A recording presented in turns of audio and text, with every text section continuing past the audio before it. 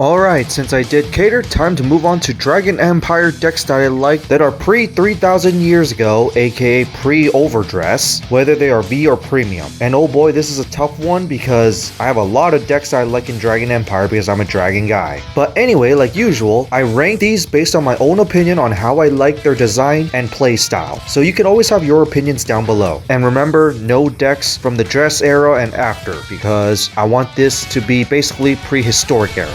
But anyway, let's begin. So on the bottom of my list, which is number 5, it's Zanbaku. Why? It's because, first off, the left and right arrestor concept. Basically the trio team that locks down your opponent, in this case, from riding. And also the fact that Zanbaku has an evolved form. And another thing I like is that this is a very unique Murakumo deck because it's a Murakumo deck that doesn't revolve around cloning, but rather just focuses around having your two arresters, in which we also have a center arrestor that attacks from the back row. Just overall, nice cool concept that is a ninja dragon. And then number 4, Akatsuki Hanzo. Not only that I like this design of a ninja dragon that also plays with Protect 2, but I really like how it uses the evil decoy token concept. In fact, of course, Akatsuki Hanzo is uniquely with evil decoy tokens, which also has the ability to intercept from the back row, by the way, and of course be given other abilities. And of course, Akatsuki Hanzo capturing your opponent's units, bouncing them back to hand, and then forcing them to discard cards. And then there's also the evolve Akatsuki Hanzo that activates on your opponent's turn and can basically be a clone of your regular Akatsuki Hanzo during your own turn. It's not a Vanguard centric unit, it's a rearguard centric unit that basically gets popped out from the soul, and also the more Protect 2s you get. But I also like that you don't really need to play Protect 2, you can still play Protect 1, but having Protect 2 also can be very helpful because evil decoy token 20k shields are pretty good unless if you're in a control heavy deck, which is still what's lacking in this deck.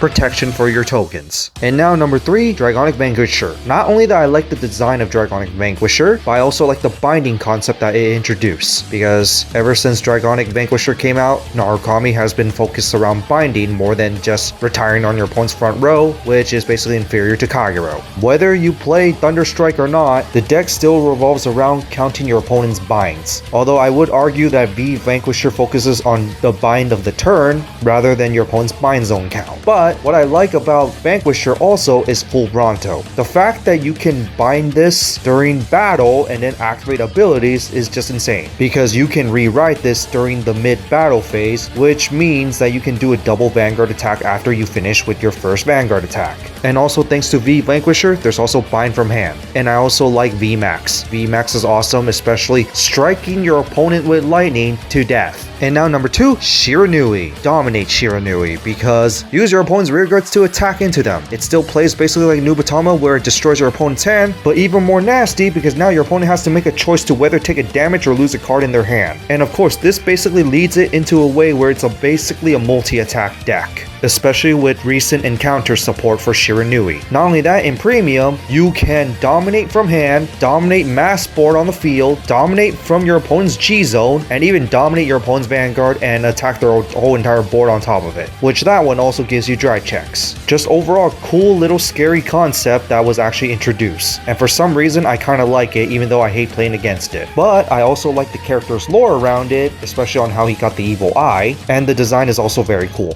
And now to honorable mentions. First off, V Dragonic Kaiser Vermilion, or Kaiser or Vermilion depending on how you like to say it. So first off, like Kaiser Vermilion, like the original, focuses around attacking the front row, which is the main problem I have with it. It focuses around attacking the front row. But what I like is when it uses the blood. Since the blood needs original Vermilion to basically be at full power, and the more Vermilions you have in soul, the stronger you get, especially when you decide to go full on attack or death. And I especially love the support card that just makes you be able to generate a lot of imaginary gifts. The usage of V Crimson, where you can actually prevent yourself from feeling more pain, and even using the original Crimson just to Legion. But going on for more of Vermilion's playstyles, especially since D kind of fixed some of it, is the part where, because it's one attack on multiple units, you can actually get possible attack hits with this skill. So those skills that says if your Vanguard attack hits is easier to activate because of Vermilion, and that's something I really like along with its design. Still waiting for D version of the blood though, but unfortunately since V did not really fix that problem with Vermilion, where it can only attack front rows and it doesn't bind them unless if you play the support card,